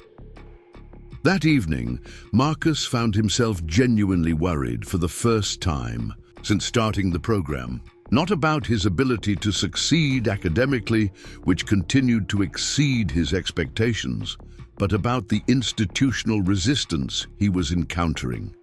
He'd assumed that proving his competence and dedication would be enough, but he was learning that success sometimes created as many problems as failure. During his medical technology class that night, Marcus found it difficult to concentrate on Professor Martinez's lecture about laboratory safety protocols. His mind kept drifting to questions about whether completing the program would actually lead to the career advancement he'd been promised, or whether Derek Manning and others would find ways to block his transition to medical technology work. After class, Professor Martinez approached him with obvious concern. "You've seemed distracted for several days now. Is there something I can help with?" Marcus hesitated, then decided that Professor Martinez's experience with healthcare institutions might provide valuable perspective. He briefly explained the workplace resistance he'd been encountering and his concerns about retaliation. "Unfortunately, what you're describing is more common than it should be," Professor Martinez said. "Healthcare institutions often have entrenched hierarchies that resist change, even positive change. The key is to keep documentation of everything and maintain strong relationships with your allies." She paused, considering something. "There's something else you should know. I've been teaching medical technology for 8 years, and I've never had a student with your combination of practical experience, academic performance, and professional maturity. You're exactly the kind of person hospitals need more of, and the people trying to undermine you know that." The validation was encouraging, but Marcus knew that individual merit didn't always triumph over institutional politics. "What happens if they succeed in creating enough problems to force me out of the program. Professor Martinez smiled grimly. Then they'll have to answer to the state board that oversees healthcare education funding. This program receives significant state support specifically to help working adults advance their careers. Political interference with legitimate educational opportunities can have serious consequences for institutions that accept public funding. The information was reassuring and suggested that Marcus had more institutional protection than he'd realized. But it also underscored how his personal situation had become connected to larger policy and funding issues that extended far beyond one hospital's internal politics. As Marcus drove home from class that night, he reflected on how dramatically his life had changed since that night in the hospital emergency room when he'd first met Grace Morrison and her children. What had started as a simple act of kindness had led to a chain of events that was reshaping his entire future, but also creating challenges he'd never anticipated. The next few days passed without major incidents, though Marcus remained alert for signs of continued retaliation. His work schedule remained stable, and he began to hope that Dr. Santos's intervention had resolved the immediate conflicts. But on Friday afternoon, Marcus discovered that the battle was far from over. As he was finishing his shift, Janet Walsh from hospital administration approached him with an expression that immediately put him on guard. "Marcus, I need to talk to you about a complaint that's been filed regarding your conduct with other hospital employees," she said, holding a folder that probably contained documentation he wouldn't want to see. Marcus felt his stomach drop. "What kind of complaint?" Janet opened the folder and pulled out several sheets of paper. "According to this report, you've been actively recruiting other employees to join educational programs, creating dissatisfaction with current job assignments, and disrupting workplace morale." The accusations were exactly what Marcus had been trying to avoid, and he immediately suspected that Carol Jensen's attempted interview had been part of building this case against him. "Those allegations are completely false. I've never recruited anyone for anything, and I've certainly never tried to create workplace dissatisfaction." Janet studied the documents with a troubled expression. "The complaint includes statements from several employees claiming that you've made disparaging comments about custodial work and encouraged people to pursue other opportunities." Marcus felt anger building in his chest, but he forced himself to remain calm. Who filed this complaint, and who are these employees who supposedly heard me make these comments? Janet hesitated. The complaint was filed by Derek Manning on behalf of facilities management. The employee statements are anonymous to protect them from potential retaliation.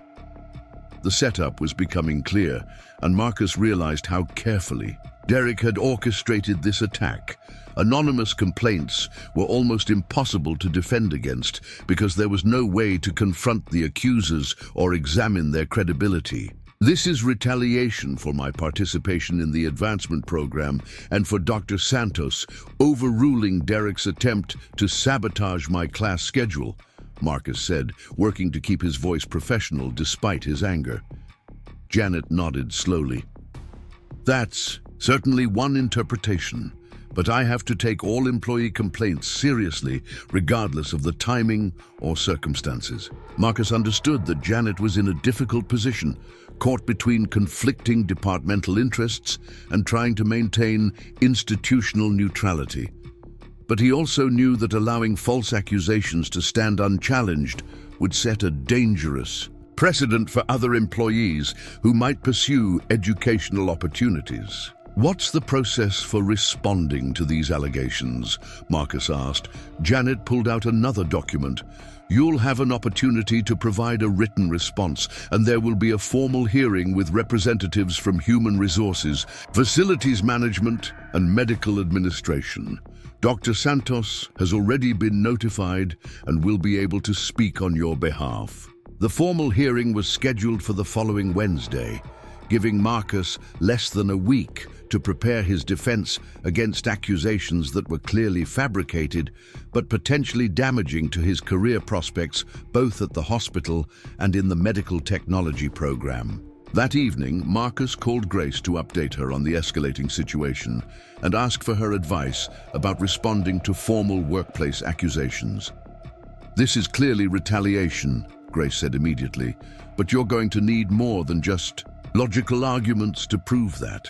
You'll need documentation and witnesses who can testify to your actual conduct and statements." Marcus felt overwhelmed by the complexity of defending himself against anonymous accusations. "How do I prove I didn't say things when I don't even know who's claiming I said them, or when these conversations supposedly happened?" Grace was quiet for a moment, clearly thinking through the legal and practical aspects of his situation. "You need to gather everyone who can testify to your actual character and conduct. Co-workers who've observed your interactions, supervisors who can speak to your professionalism, maybe even some of the families you've helped during your hospital work." The suggestion about families immediately brought Tyler Morrison to mind. Marcus had helped several families navigate hospital bureaucracy during his custodial work, and those interactions had always been motivated by genuine compassion rather than any agenda to create workplace dissatisfaction. "There's something else you should consider," Grace continued. "If Derek Manning is willing to file false complaints and coordinate anonymous accusations, this probably isn't just about you anymore. He might be trying to undermine the entire advancement program by making an example of you." The observation was troubling, but rang true. Marcus's success in the program was proof that employee advancement opportunities could work, which might threaten people who benefited from maintaining lower expectations and limited opportunities for hospital staff. "What would you do if you were in my position?" Marcus asked. Grace didn't hesitate. "I'd fight it with everything I had, not just for myself, but for every other employee who might want to pursue educational opportunities in the future. Sometimes standing up to bullies is the only way to stop them from targeting other people." Her words resonated with something deep in Marcus's character, the same determination that had carried him through his mother's illness and the challenges of single parenthood. He'd never been willing to back down when his family's welfare was at stake, and this situation was ultimately about securing a better future for Sophie. Saturday morning, Marcus began the process of documenting his case for the formal hearing. He gathered performance evaluations, commendation letters from supervisors, and contact information for hospital staff who could testify to his professional conduct and character. The work was tedious but necessary, and as Marcus compiled evidence of his actual workplace behavior, he felt increasingly confident that the truth would prevail over Derek Manning's fabricated accusations. But he also recognized that institutional politics could be more powerful than individual merit, and he needed to be prepared for the possibility that fairness might not triumph. As he worked on his defense, Marcus thought about all the families he'd encountered during his years at St. Catherine's. People facing medical crises who needed someone to help them navigate complex hospital systems. His willingness to help hadn't been about creating workplace dissatisfaction. It had been about recognizing that people in crisis deserved compassion and practical assistance. The irony wasn't lost on him that Derek Manning was trying to use Marcus's compassion against him, twisting acts of kindness into evidence of disloyalty or troublemaking. But Marcus had learned during his mother's illness that institutions sometimes lost sight of their fundamental purpose, becoming more concerned with protecting their authority than serving the people they were supposed to help. Sunday dinner with the Morrison family provided a welcome respite from the stress of preparing for the hearing. Sophie and Tyler had developed a close friendship over the past few weeks, and watching them play together reminded Marcus why he was fighting so hard to build a better future. "You look tired," Grace observed, as they cleaned up after dinner while the children played in the living room. "How are you holding up under all this pressure?" Marcus managed a smile. Better than I expected, actually. Angry, but focused. No, I haven't done anything wrong, and I'm not going to let Derek Manning's lies derail everything I've worked for. Grace nodded approvingly. That's exactly the right attitude. And remember, you're not fighting this alone. Dr. Santos clearly has your back, and Professor Martinez sounds like she'd be willing to testify about your academic performance and character. The reminder about his support network was encouraging. Marcus had spent so many years handling challenges alone that he sometimes forgot he now had allies who were invested in his success. There's something else I want you to know, Grace said, drying the last of the dinner dishes. David has been talking about you a lot lately. He says you're the kind of man he wants to be when he grows up. Someone who helps people and doesn't give up when things get difficult. The comment hit Marcus with unexpected emotional force. David Morrison was a thoughtful, intelligent boy who was processing his father's death by looking for positive male role models. The idea that he saw something admirable in Marcus's character and choices was both humbling and inspiring. David's a remarkable kid, Marcus said. He's going to grow up to be an exceptional man regardless of what adult examples he follows. Grace smiled. Maybe, but having good examples doesn't hurt. You've shown him that it's possible to face difficult circumstances with dignity and determination. That's a valuable lesson for any child. As Marcus and Sophie walked home that evening, Sophie chatted about her friendship with Tyler and the games they'd played, but Marcus found his thoughts focused on Grace's words about being a positive example. His battle with Derek Manning wasn't just about his own career advancement, it was about demonstrating to Sophie, David, and other young people that it was worth fighting for your dreams, even when powerful people tried to stop you. Monday and Tuesday passed in a blur of final preparations for the hearing. Marcus refined his written response to the allegations, confirming availability of witnesses and reviewing his documentation with Dr. Santos. She had been working behind the scenes to ensure that the hearing would be conducted fairly and that all relevant information would be presented to the review panel. I want you to know that this hearing is about more than just your individual case, Dr. Santos told him. During their final preparation meeting, it's about whether this hospital is genuinely committed to employee development or whether we're going to allow petty politics to undermine opportunities for professional advancement. Marcus understood the larger implications, which made the pressure even more intense.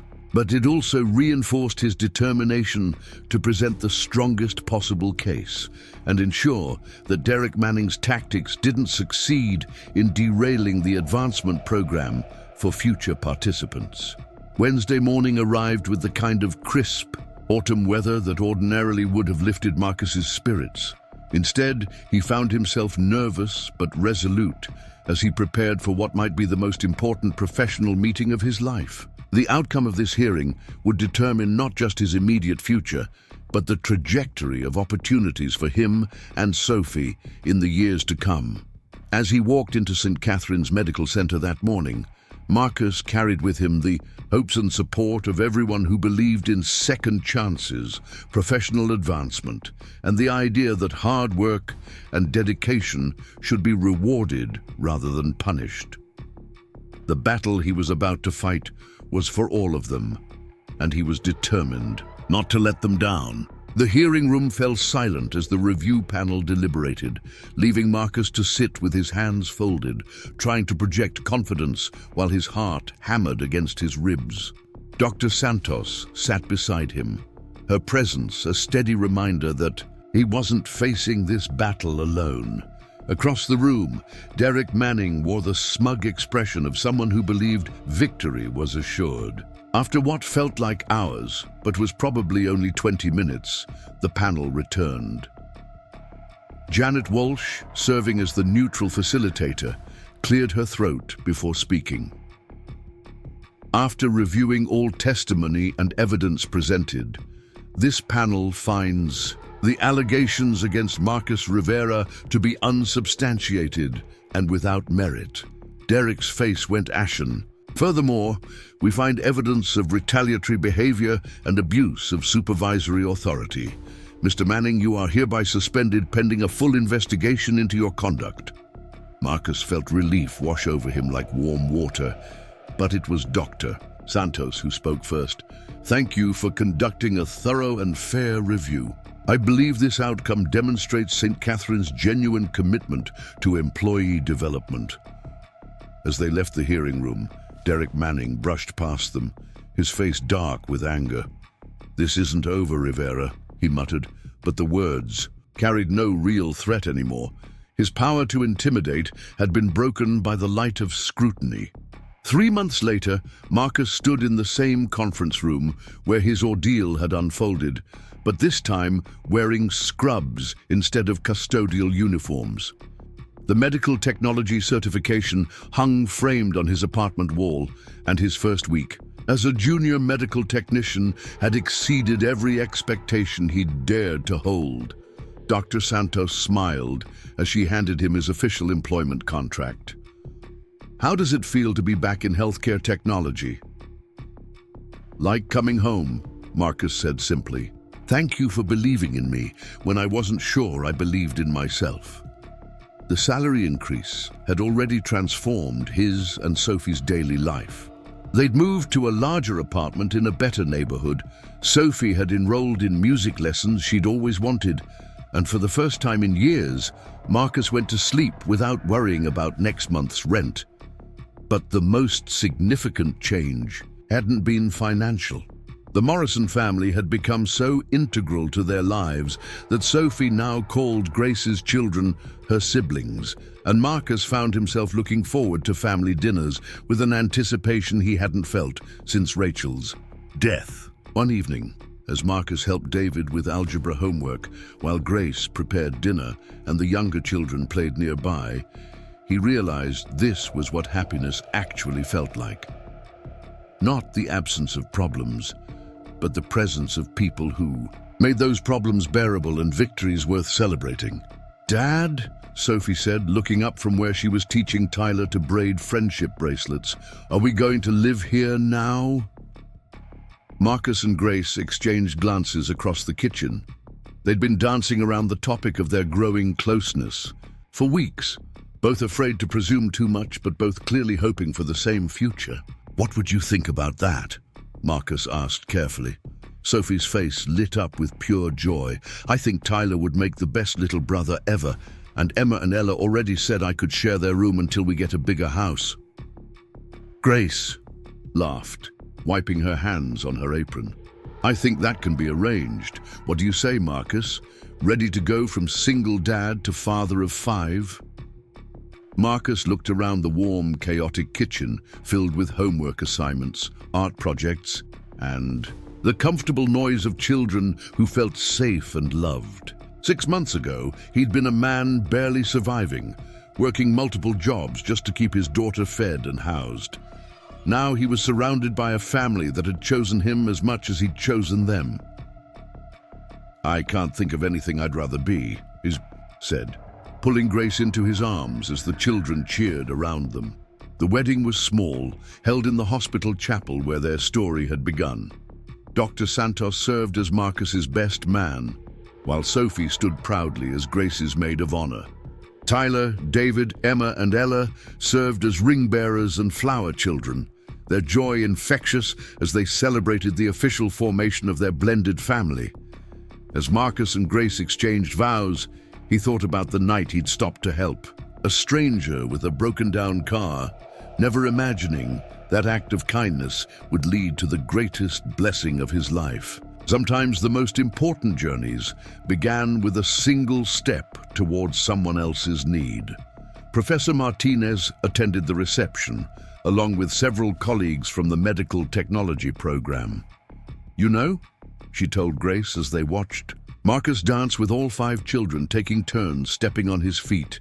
In all my years of teaching, I've never seen someone transform their entire life so completely through sheer determination and compassion. Grace smiled, her hand resting protectively over the small bump that hadn't yet begun to show. He's pretty remarkable. But then again, so are his children, all 5 of them. 2 years later, Marcus stood in the same emergency room where he'd first encountered the Morrison family. But now he wore the badge of senior medical technician and carried the confidence of someone who knew exactly where he belonged. A young father sat in the waiting area, holding a sick toddler while trying to comfort 2 older children, and Marcus recognized the desperate exhaustion he'd once carried himself. "Excuse me," Marcus said, approaching the family. "I'm Marcus Rivera, one of the medical technicians here. Is there anything I can do to help while you're waiting?" The man looked up with grateful eyes. "My insurance is giving me problems about pre-authorization for my son's treatment. The doctors say it's urgent, but the insurance company won't approve anything until tomorrow morning." Marcus smiled, remembering another night, another desperate parent, another insurance company that seemed more interested in procedures than patients. "Let me make a few phone calls. Sometimes you just need to know who to talk to." As he walked toward the administrative offices, Marcus felt the familiar satisfaction that came from being able to help families in crisis. But more than that, he felt the deep contentment of a man who had found his purpose, built a family, and learned that sometimes the greatest blessings come disguised as ordinary moments of human kindness. At home that evening, Grace was reading bedtime stories to their newest addition, 8-month-old Maria, while the older children finished homework and prepared for school the next day. Marcus stood in the doorway of the nursery, watching his wife rock their daughter, surrounded by the gentle chaos of a house filled with love and laughter. "How was work today?" Grace asked softly, not wanting to wake Maria. "Perfect," Marcus said, settling into the rocking chair beside her.